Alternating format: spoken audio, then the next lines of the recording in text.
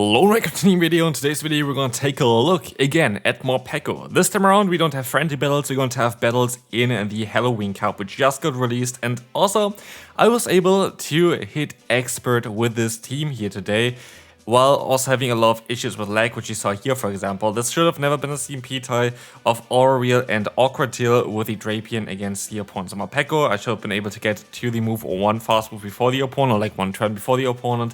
And this is definitely something that I've seen quite a lot in my battles today here as well. Quite a lot of times where if I swap, it takes 2 turns, not 1 turn, which is quite annoying. Anyway, we're going to take a look today at a very interesting team with Morpeko while we're battling another Morpeko. Well, we are going to have definitely an interesting matchup here. We're going to have an Aurelial coming through.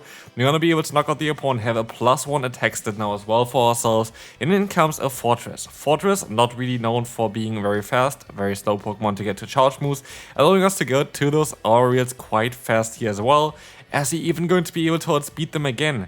We have +2, we have a stab move that is a 100 base damage, and we just one-shot the Fortress, just to reveal the Moltres in the back, which we would be able to even one-shot with a resisted Aurelial at this point. And this happened so many times. The amount of times Morpeko swapped entire teams is ridiculous, and honestly at this point I can say I'm fairly certain that we're going to see a regional winner with Morpeko, which is quite hilarious because like it's a very squishy Pokemon.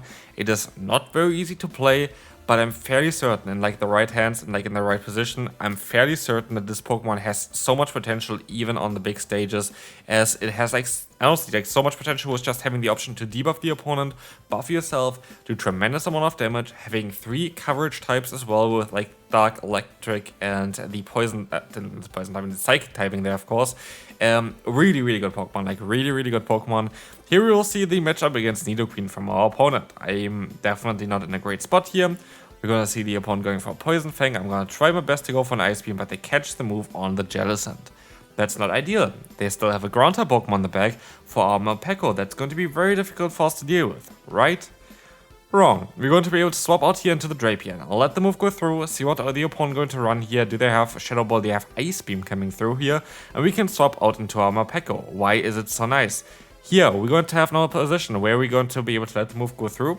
And if we want to go for the Aurelial against the opponent's Jellicent, we're going to have afterwards Dark-type Aurelial, which is going to do neutral damage against the Nidoqueen. If the opponent wanted to swap out earlier, we will have the super effective Psychic Fangs against them as well, where 2 would have been enough to knock them out as well with the energy advantage that we had. And so we were in an basically unlosable position there. Next opponent, we're going to have a little bit of a matchup here in the lead that I don't really like. Usually, it's going to be the Wigglytuff. What we can do is we can go for a Play Rough. Play Rough is going to get them quite low. I could have maybe went for one extra fast move as well to bait a potential Hydro Pump. But at this stage, I just kind of want to get the opponent a little bit lower. As we will see here, this should be a CMP tie against the opponent, so if we either gonna knock them out there, or you're gonna get the shield, I'm kind of happy with either scenario as well, because again, our backline doesn't really like a Wigglytuff too much. We're gonna get the shield, which in my opinion is even a little bit better for myself there. I can even let this move go. Okay, I'm gonna use the shield here, it's fine here, but you usually kind of want to keep the shields for the Morpeko. Anyway, we're gonna be able to go for an Awkward Tail now against the opponent's Golurk, getting the shield, and we can even try to reach for a Crunch. I think I would have been able to reach a Crunch. I feel like it's a little bit of a mistake for going here for that Awkward Tail. And we're sadly in a position here right now where we're forced to use a shield on that Pokemon, as I don't think Thunder Shock Down would have been a play against Shadow Golurk with the Stab Mud Slap against our Morpeko. And as you can see already, the charm damage is going to add up. We're going to have a Malamar against us, and I should have went for the Psychic Fangs first. Now we have to hope that we can outspeed them with both Aurelials, and as you're gonna see, we can do exactly this and we can knock out the opponent. Next one, we're going to have Toxapex in the lead. Horrible lead matchup for us. We're forced to swap out straight away into our Drapian, and we're going to be able to go for a Crunch against the opponent. Let's see on how this is going to go. This is going to be able to get some damage onto them, but more importantly, we're going to be able to kind of turn on the switch clock a little bit. So if they want to swap out here, which they do with the Azumarill, I would be able to swap out eventually as well into my own Azumarill, for example. But we're going to see already 2 Water-type Pokemon for the opponent. A lot of people are not prepared for Electric-type Pokemon in the current meta, as Clodsire is the top Pokemon in the meta, so a lot of people are running those Water-type Pokemon, and we're going to take advantage of this. We're going to be able to go for an Aurelial against the opponent's Azumarill, either knocking them out there and boosting our attack, or basically just boosting their attack and getting a shield from the opponent. But yeah, we're gonna be able to knock them out, and in the back it's going to be another water type Pokemon. We're gonna go for the bait here, which I should have not done. I should have went for most likely the R-Wheel there as well, just to play it safe, because it still would have done a ton of damage. But now the opponent is at -1 defense, we have +1 attack, now +2 attack after that Greninja goes down, and we still have a shield for the final Pokemon, for the Toxapex in the back there, at +2 damage output there from ourselves. We can go for the R-Wheel. While it's not going to be super effective, unlike the Psychic Fangs, it is going to be able to just one-shot the opponent. And you see already on how ridiculous this Pokemon is. Like, literally, it is a must-have to have right now in the current meta. It is so difficult to deal with for like the opponent there, because you have to have kind of a Mud Slapper in order to deal with it, or a Charm User, like anything that really does like fast damage against it. Because as soon as it gets like a little bit of an attack buff or like an energy lead, this Pokemon is just too versatile to really handle, even for like the bulky Pokemon like an Azumarill, like an Toxapex. You can just go for those super effective hits, and like against nearly everything you have a super effective hit. Like, that's kind of the thing here. And we're gonna see here the opponent going to a Marowak, kinda unfortunate for us here, because the opponent is actually going to call our bait. If we run for the crunch, we most likely would have been able to knock them out already at this point. But we can at least get a shield advantage, which I kind of want to take. And like, your endgame scenario is usually to have a shield advantage for Morpeko. Morpeko with shield advantage is ridiculously strong. We can go for the Player of Fear against the opponent though with our Azumarill. Let's see if this is going to be enough to knock them out. It's going to not knock them out. They still have 1 HP. And so they're going to be able to still go for the Bone Club, get us low. We swap out straight away here basically into the Morpeko, hoping for the best, and it's going to be the Sableye in the back, being the Azumarill double Ghost line, which I expected here as well from the opponent. We just one-shot the opponent's Sableye, like literally just one-shotting it from full health. It is ridiculous on how much damage this move is doing. And now we're at +1, and we can just spam those Psychic Fangs after just 4 fast moves. Like, Morpeko is so insanely strong, to the point where I wonder if they're gonna change a little bit towards this R-Wheel. I could see a damage decrease from R-Wheel, but at this point it is just completely destroying opponents. What a lovely lead for us. We're going to have Golurk here coming in, and in camps also now the Ninetales from the opponent.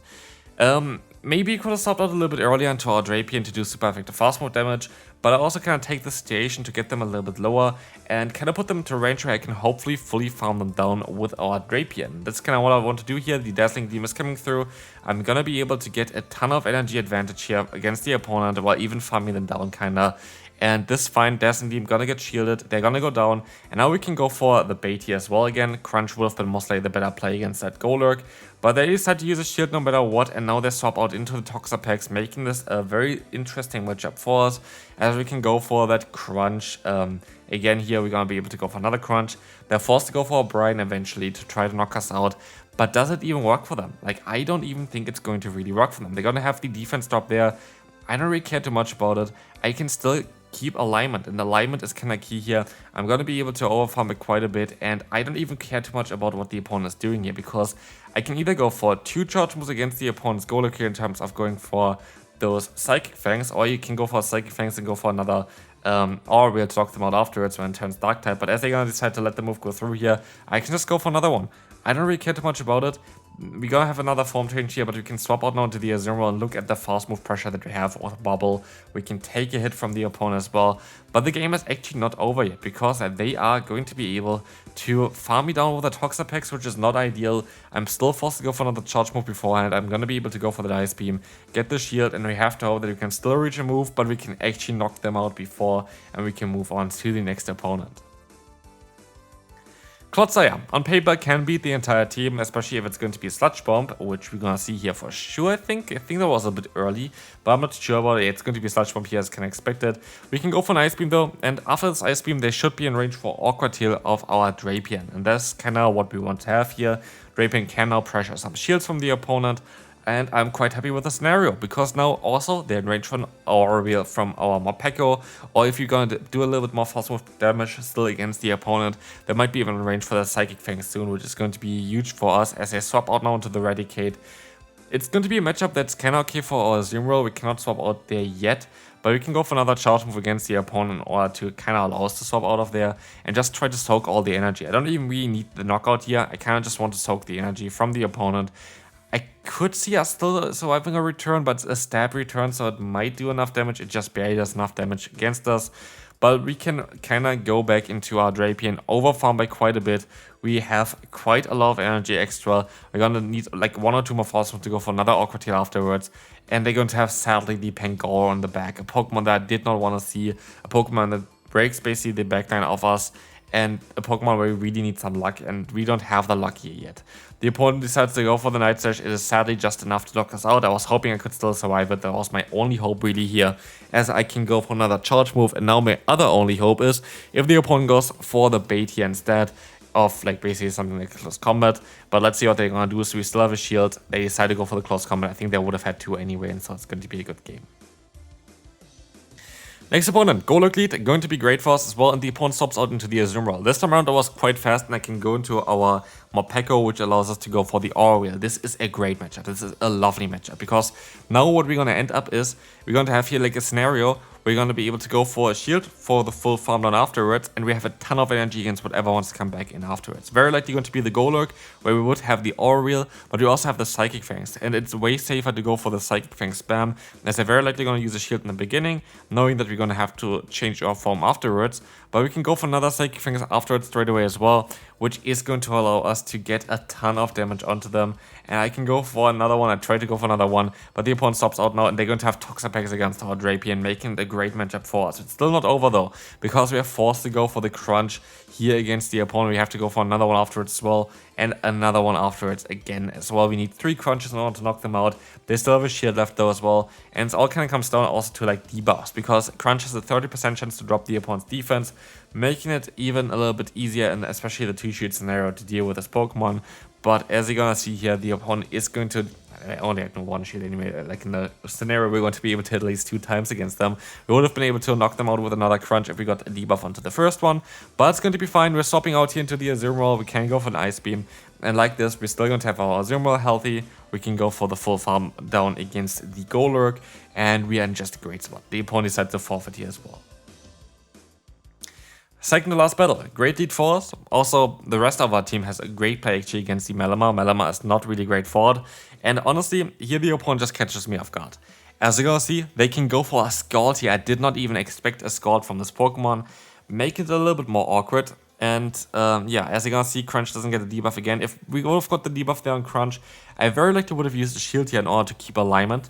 But like this, it's just not worth it.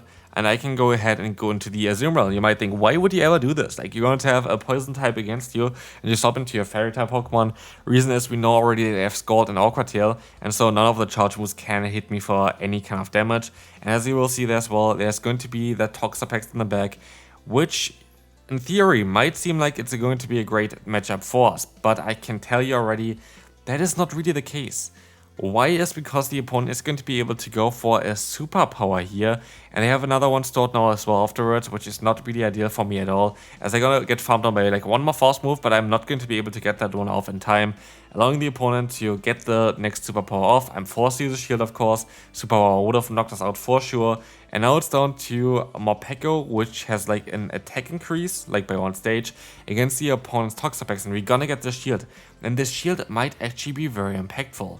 I should have very likely went just straight for the Psychic Fangs there, as the opponent is debuffed anyway, and we are at +1 energy, like +1 attack there. But I didn't really think about it like this at this point. Should have definitely done that, but as you will see as well, we're going to be able to do some nice damage with Play Rough. While it is resisted and usually doesn't do damage, with a debuff onto the opponent's Pokemon, we're going to put them easily into range where I can even go for another Ice Beam, get them insanely low, and as we have a move stored still on our Morpeko, we're going to be able to just swap out, go for that Psychic Fangs, and we will be able to win this battle. And again, this team was amazing. Final one, as you can see there as well, I just hit Expert on that one as well. We're going to see here the lead of Greninja. In comes the swap of the Ariados, which is a bit tricky to deal with for us, as our backline kind of struggles a bit with it, and our lead as well. Like, Ariados is kind of the core breaker for the team, the one Pokemon that you really don't want to face with this one. But as you will see, the Ice Beam is coming through. I can swap out into the Drapier, and I can take a hit. And let's see what the opponent's gonna do here. They already decided to go for the lunge. This is gonna drop our attack. We can go for the crunch against the opponent as well here. This is gonna knock them out if they let the move go through. And so the hardest core breaker for our team is gone. Greninja is coming back in. I am gonna let the move go through as well. Like, if it's going to be Night Slash, I can still get to another move, but they decide to go for the Hydro Cannon, allowing us to go back into the Azumarill, and I can just get a ton of energy. They're swapping out now into the Clodsire, forcing me to kind of go for an Ice Beam here in order to get them a little bit lower for the matchup against, like, for the Morpeko here. And honestly, this matchup's not that bad even without that Ice Beam, and so maybe I should have even left the energy on the Azumarill, because if you go for one Psychic Fingers and then go for the Aura Wheel, you should be able to kind of knock out the opponent's Clodsire. At least that's what I would imagine, as Aura Wheel does so much damage. We're gonna have a drop then onto the opponent's defense with that, charge more for Psychic Fangs here. And honestly, it's just generally a great matchup for us. Even though we are an electric type Pokemon, we still have a lot of play against a poison and ground type. Anyway, we're going to be able to catch the move here from the opponent's Greninja. It's going to be the Hydro Cannon, and sadly, they're still going to have a shield left. And again, like, if I maybe kept the energy on my Azumarill, I had a bit more of a chance here against opponent's Greninja here afterwards. But this is not really ideal for us. We can still go for another charge move. Ice Beam is coming through. They're going to be able to knock me out before I can go for another one afterwards, as here the opponent decides to go for another charge move. It's very likely going to be the Night Slash, going to knock us out. And they already have another move stored, kind of catching me off guard as well with that one. And this is going to be it for this video. Hopefully you enjoyed this one. This is my team that I got up to Expert with. And so yeah, definitely copy this one for the Allium Cup, and I see you then. Bye bye.